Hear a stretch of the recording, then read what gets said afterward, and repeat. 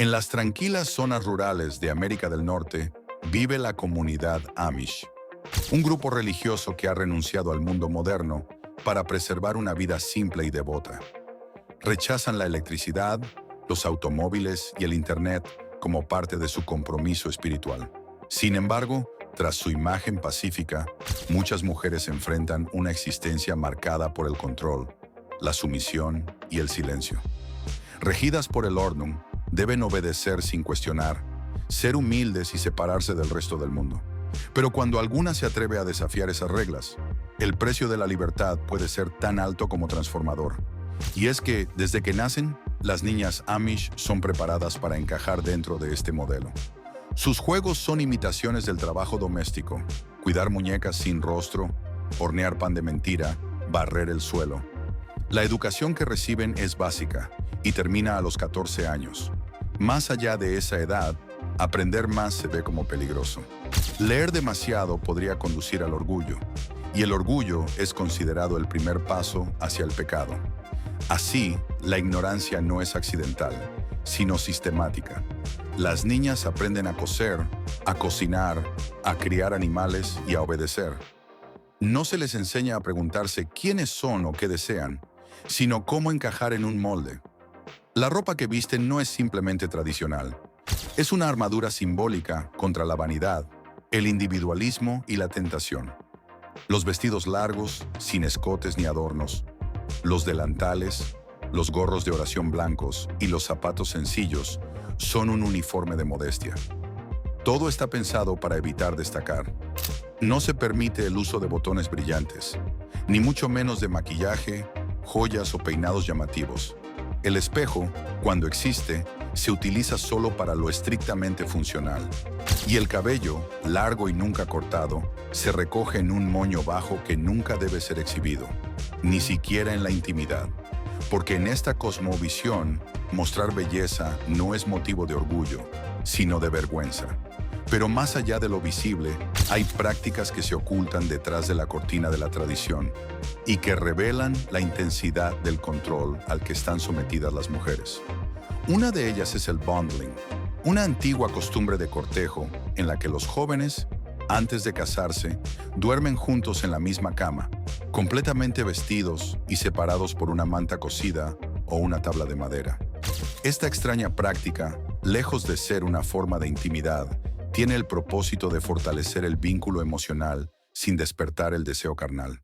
En una cultura que silencia la sexualidad hasta el extremo, el sexo no se menciona, no se discute, no se educa. Las madres no hablan de ello, la iglesia lo evita, las escuelas no lo abordan. Así, muchas mujeres Amish llegan a la noche de bodas ignorando por completo lo que va a ocurrir, temerosas, confundidas, con una mezcla de culpa y deber. El matrimonio, en este mundo cerrado, es una etapa inevitable. Las mujeres suelen casarse entre los 20 y los 25 años, siempre con miembros de la misma comunidad, seleccionados según criterios de fe, reputación y linaje. Aunque no existen matrimonios arreglados en el sentido literal, la presión comunitaria y familiar opera como una forma encubierta de imposición. El día de la boda, la novia lleva un vestido oscuro, generalmente azul marino o púrpura profundo, sin adornos, sin encaje, sin velo blanco. Un vestido que ella misma ha confeccionado con sus propias manos y que no será usado solo una vez. Ese mismo vestido será conservado para vestirla en su lecho de muerte, como una señal de su compromiso eterno con la modestia y la obediencia. Una vez casada, la mujer jura obediencia total a su esposo. Inspiradas en pasajes bíblicos como Efesios 5:22, las mujeres estén sujetas a sus maridos como al Señor. Muchas comunidades Amish enseñan que cuestionar al marido es cuestionar la voluntad de Dios. Aunque en la práctica muchas mujeres llevan las riendas del hogar, la granja y la crianza, su autoridad es siempre discreta, invisible, subordinada. No pueden ser líderes espirituales, ni ministras, ni predicadoras. Su poder se ejerce en la sombra, sin reconocimiento público ni posibilidad de decisión sobre asuntos comunitarios. La maternidad no es una opción, es un destino. El uso de anticonceptivos está prohibido y cada nuevo hijo es considerado una bendición enviada directamente por Dios. No es inusual encontrar familias con 10, 12 o incluso 14 hijos. Durante el embarazo, la vida cotidiana no se detiene. Las mujeres siguen trabajando, cocinando para una familia numerosa, ordeñando vacas, cosiendo ropa y cuidando de los pequeños. Más del 95% de los partos ocurren en casa, sin anestesia, sin médicos, sin ayuda moderna. Solo la partera, la oración y la fe. Y tras el parto, no hay licencia ni descanso. La vida continúa, siempre continúa. Y sin embargo, dentro de este mundo donde la obediencia es virtud, algunas mujeres toman decisiones que, aunque puedan parecer pequeñas, se convierten en gestos de rebeldía silenciosa. Una de ellas es la práctica de extraerse todos los dientes en la adultez temprana. No por razones médicas, sino por prevención. Sin acceso a odontología moderna ni seguro médico, muchas prefieren someterse al dolor físico de una extracción total para evitar futuros sufrimientos. Es un acto extremo, sí, pero también es una forma de recuperar, por mínima que sea, una sensación de control sobre un cuerpo que nunca les ha pertenecido del todo. La vida de una mujer Amish puede parecer tranquila desde fuera, pero en su interior, muchas viven un conflicto profundo entre la fe, la obediencia y el deseo de ser libres. Y cuando una de ellas decide romper con esa estructura, no solo desafía a su familia y su comunidad, desafía a siglos de tradición, a un sistema entero que ha sido diseñado para que nunca se cuestione. Lo que está en juego no es solo su presente, sino su identidad misma. Y esa es apenas la antesala de lo que ocurre cuando una mujer Amish se atreve a decir, ya no más. La infancia dentro de la comunidad Amish no escapa al estricto molde que define cada aspecto de su existencia. Desde muy temprana edad, las niñas son preparadas para ocupar un lugar específico y rígidamente delimitado dentro de la estructura social. La educación formal, por ejemplo, se detiene en torno a los 14 años. A partir de ese momento, las niñas no continúan explorando las letras ni las ciencias, sino que se sumergen en el aprendizaje de las labores domésticas. Cocinar, coser, cuidar a los hermanos pequeños, atender las necesidades de los hombres de la casa y, sobre todo, aprender a obedecer sin cuestionar. No se trata simplemente de una cuestión cultural. Es una visión del mundo donde todo conocimiento más allá de lo necesario es visto con recelo. La educación superior se considera peligrosa. Se dice que leer en exceso puede llevar al orgullo, y el orgullo es la antesala del pecado. Así se cultiva desde la infancia una conciencia colectiva donde destacar es un riesgo y sobresalir una forma de traición espiritual. Incluso los juguetes reflejan este enfoque. Las muñecas Amish, confeccionadas a mano, carecen de rostro. No tienen ojos, ni boca, ni expresión. La razón detrás de esto es simbólica. Evitar cualquier forma de vanidad, de identificación con una belleza particular o de desarrollo de una identidad individual. Las niñas aprenden, desde que tienen uso de razón, que no deben brillar con luz propia, sino fundirse en el grupo, formar parte del rebaño. No deben preguntarse quiénes son, sino simplemente asumir el rol que se espera de ellas. No deben aspirar a ser, sino a servir.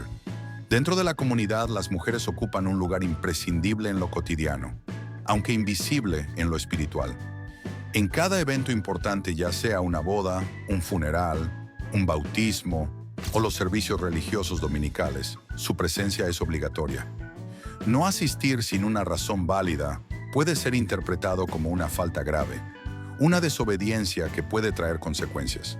Y sin embargo, pese a su constante participación, su voz no tiene autoridad. Las mujeres Amish no pueden predicar, no pueden ser líderes espirituales, no pueden tomar decisiones en el ámbito eclesiástico. Los ministros, diáconos y obispos son hombres, elegidos entre ellos en un proceso que combina sorteo y oración, supuestamente guiado por la voluntad de Dios. De este modo, la ambición queda anulada, al menos en apariencia, y la mujer, silenciosa pero presente, queda relegada a un papel secundario que nunca debe aspirar a protagonismo. Pero entonces surge la pregunta: ¿qué sucede cuando una mujer Amish decide romper con todo eso? ¿Qué ocurre cuando una de ellas empieza a cuestionar lo que siempre ha sido? Cuando por primera vez siente el impulso de cortar su cabello, símbolo de su sumisión espiritual. Cuando toca un teléfono celular y escucha, del otro lado, una voz del mundo exterior. Cuando abre un libro prohibido y en sus páginas encuentra preguntas que nadie en su comunidad ha querido responder. ¿Qué ocurre cuando, en su interior, una mujer Amish comienza a sospechar que su fe ya no está allí, en ese lugar que la vio nacer, sino más allá, en alguna forma de libertad que no logra aún comprender del todo? Lo que ocurre es una catástrofe emocional, porque el castigo que se avecina es el más temido, la excomunión. Ser excomulgada en la cultura Amish no solo implica dejar de asistir a los servicios religiosos, significa ser borrada, ignorada, convertida en una sombra. Ni siquiera se le permite a la familia dirigirle la palabra. No se le ofrece ayuda, no se le permite volver, ni siquiera a saludar en una boda o a despedirse en un funeral. Es como si hubiera muerto, aunque siga respirando. Para muchas, la excomunión equivale a una muerte en vida. La ruptura no es solo física o geográfica, es emocional, espiritual y existencial. Y sin embargo, cada año, algunas mujeres lo hacen. Se rebelan, se van. En algunos casos, esta decisión llega después del llamado Rumspringa, un periodo que va aproximadamente de los 16 a los 21 años, durante el cual los jóvenes Amish pueden experimentar brevemente el mundo exterior. Durante ese tiempo, se les permite vestir ropa inglesa, usar tecnología, conducir e incluso salir de fiesta. Para muchos es solo una etapa de experimentación, tras la cual deciden volver a la comunidad y ser bautizados como miembros oficiales de la iglesia Amish. Pero algunos no regresan. Y cuando quien decide no volver es una mujer, la carga es doble. Debe enfrentarse a la desolación del exilio y hacerlo sin las herramientas que el mundo moderno exige, sin estudios más allá del 8º grado, sin documentos, sin cuentas bancarias, sin amigos fuera de su comunidad, con el corazón desgarrado y el alma llena de culpa, porque a pesar de todo, esa era su gente. Las historias de mujeres que han roto con la vida Amish están marcadas por un contraste doloroso entre el sufrimiento profundo y la valentía inquebrantable. Son relatos que duelen, que incomodan, pero que también iluminan. Porque detrás de cada salida hay una historia personal única, un acto de coraje que desafía no solo a una comunidad, sino a siglos de tradición, de silencios heredados, de estructuras tan firmemente arraigadas que parecen imposibles de romper. Emma, por ejemplo, tenía 27 años cuando tomó una decisión tan extrema como simbólica. Aquella noche no durmió.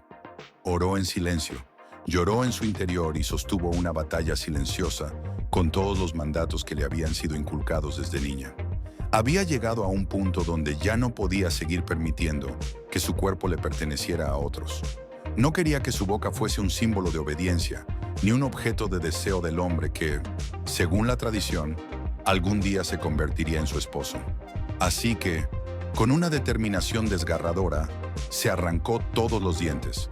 Lo hizo sin anestesia, sin ayuda médica, sin mirar atrás. No fue un acto de locura, como algunos creen, sino de protesta, de apropiación. Fue su forma de decir, mi cuerpo me pertenece.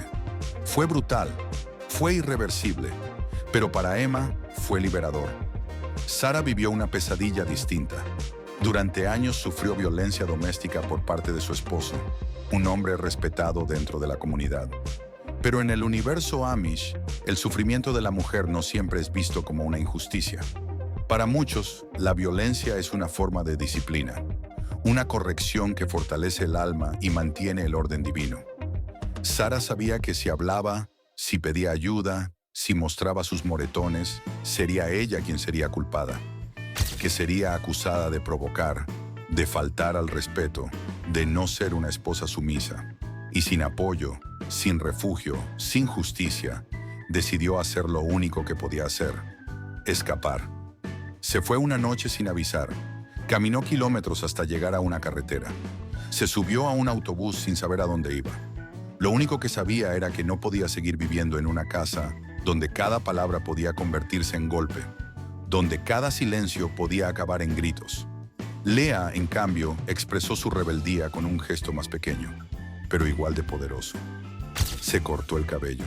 Para una mujer amish, el cabello largo es símbolo de feminidad, de obediencia, de santidad. Es un símbolo que no se toca. Pero Lea ya no quería seguir siendo símbolo de nada. Quería ser persona. Tomó unas tijeras y, frente al espejo, se deshizo de esa carga.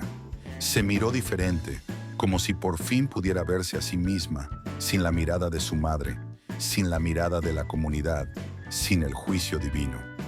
Cuando su madre la vio, no dijo una palabra. Solo la miró con una mezcla de tristeza, decepción y repudio. Y luego se fue, para siempre.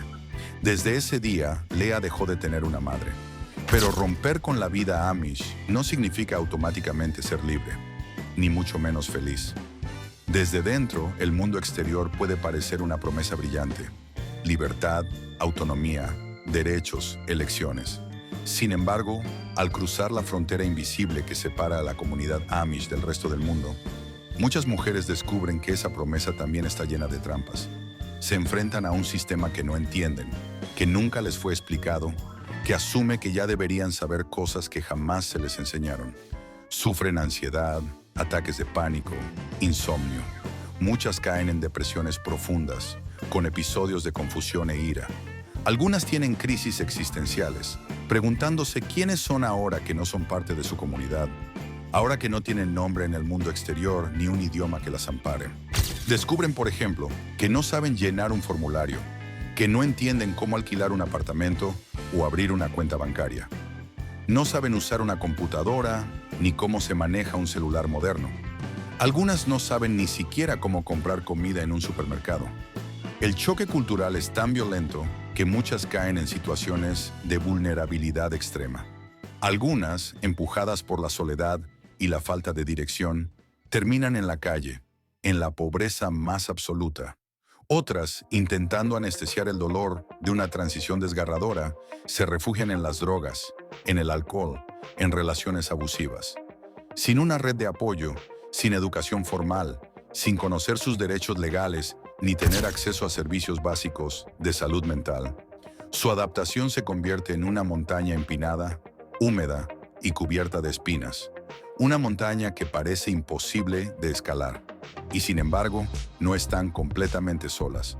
En distintos lugares de Estados Unidos y Canadá han surgido organizaciones lideradas por mujeres que alguna vez también fueron amish. Son refugios, centros comunitarios, espacios de acogida donde se tiende una mano sin juicio. Allí les enseñan a usar un computador, a llenar formularios, a hablar con un abogado, a ir a un médico. Les proporcionan alojamiento temporal, ropa, comida, apoyo psicológico. Algunas organizaciones incluso ofrecen cursos vocacionales, orientación profesional y círculos de terapia donde otras mujeres comparten sus historias, sus logros, sus caídas. Poco a poco, estas redes les permiten construir una nueva vida desde cero, a veces literalmente desde la nada. Pero incluso con ayuda, la herida tarda en sanar. Porque ser amish no es simplemente pertenecer a una religión. Es vivir en un universo completo. Es hablar un idioma distinto al Pennsylvania Dutch, que mezcla elementos del alemán con formas arcaicas del inglés. Es caminar con un paso controlado, con la cabeza agachada, como muestra de humildad. Es hablar con una cadencia suave, casi temerosa. Es llevar ropa que elimina toda diferencia, todo rasgo individual. Es no tener fotos de infancia. Es no celebrar cumpleaños. Es no escucharse jamás en una grabación.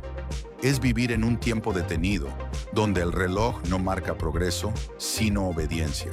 Salir de allí no es solo mudarse, es una amputación. Es arrancarse de raíz. Es perder una lengua, una historia compartida, una red invisible de rutinas, códigos y silencios. Es dejar de ser parte de algo más grande, aunque ese algo te haya silenciado. Es quedar suspendida en el vacío entre dos mundos. El que se dejó atrás, que aunque opresivo era familiar, y el nuevo, que aunque libre es ajeno, incomprensible, abrumador. La transición no es lineal.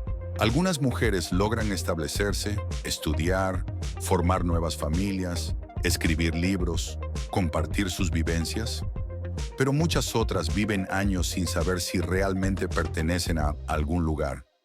Vagan emocionalmente, con la herida abierta, porque ¿cómo se sana un desarraigo tan profundo? ¿Cómo se reinventa una vida cuando se ha perdido todo, incluso el idioma con el que se nombraban los sueños?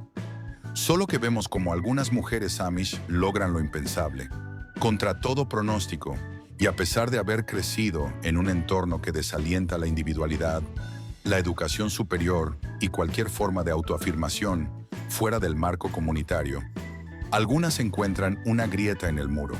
A veces es un libro prestado en secreto, una conversación con alguien del mundo exterior, una curiosidad que no pudo ser apagada, un deseo que no se rindió. Y esa chispa, por pequeña que parezca, se convierte en una llama. Entonces estudian, a escondidas al principio, como si estuvieran cometiendo un pecado.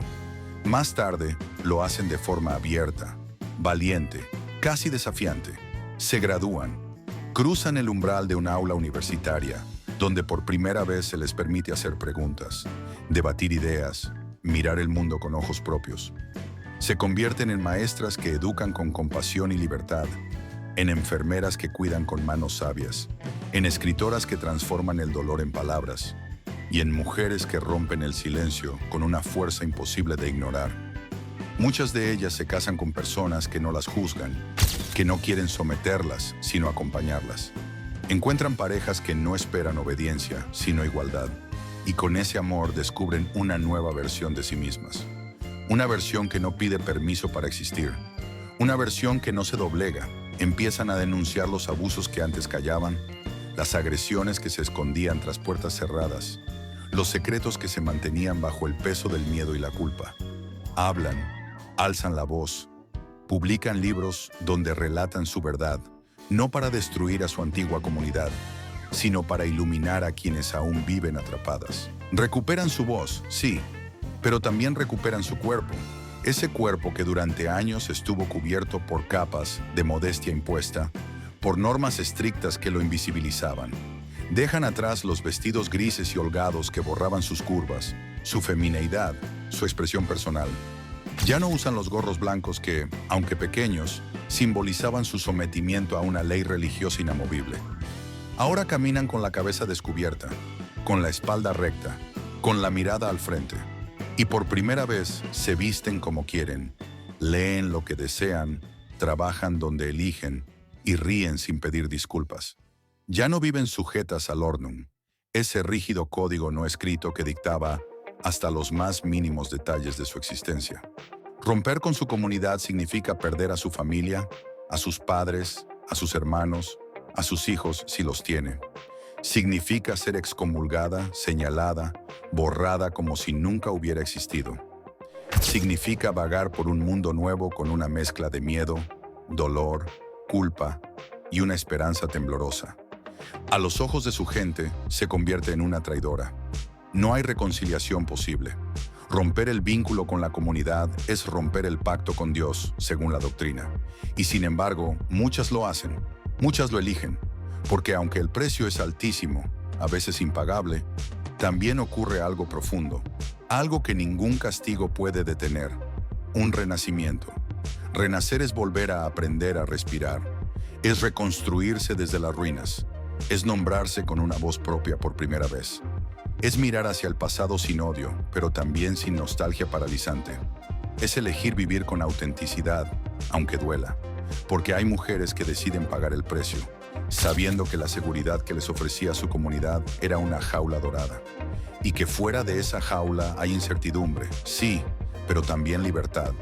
Y deciden dar el salto, no porque sea fácil, no porque estén seguras, lo hacen por una razón tan simple como poderosa, porque prefieren vivir una vida con verdad, aunque esa verdad queme y despierte heridas, que seguir una vida de obediencia ciega, aunque esa obediencia les garantice techo, pan y compañía. ¿Serías tú capaz de renunciar a todo lo que has conocido? ¿Serías capaz de dejar atrás no solo una casa, una comunidad o una rutina, sino también tu propio nombre, tu historia, tu apellido, tu linaje, todo aquello que te ha sido enseñado como sagrado e incuestionable. ¿Serías capaz de apagar la voz colectiva que te dice quién eres para comenzar a escuchar por primera vez la tenue voz de tu yo auténtico? ¿Tendrías el coraje de dejar una vida segura pero profundamente vigilada para lanzarte a una existencia incierta, solitaria tal vez, pero enteramente tuya? La respuesta no siempre se encuentra en palabras. No se revela en un sí o un no inmediato.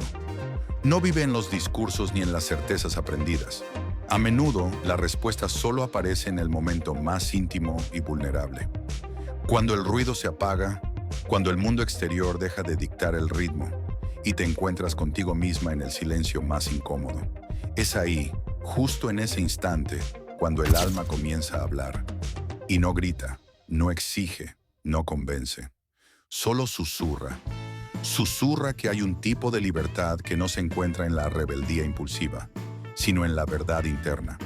Una verdad que tal vez duela, que tal vez te deje sola, que tal vez te obligue a empezar desde cero, pero que a cambio te da algo que nadie más puede darte, la posibilidad de ser tú, sin máscaras, sin moldes, sin miedo. Y entonces lo comprendes, que el precio de la libertad puede ser altísimo, casi insoportable, que puede implicar perder familia, raíces, memoria, pero también comprendes algo aún más potente, que a veces ese precio, por injusto o doloroso que parezca, vale más que cualquier promesa de obediencia, porque obedecer sin alma es existir, pero ser libre aún con cicatriz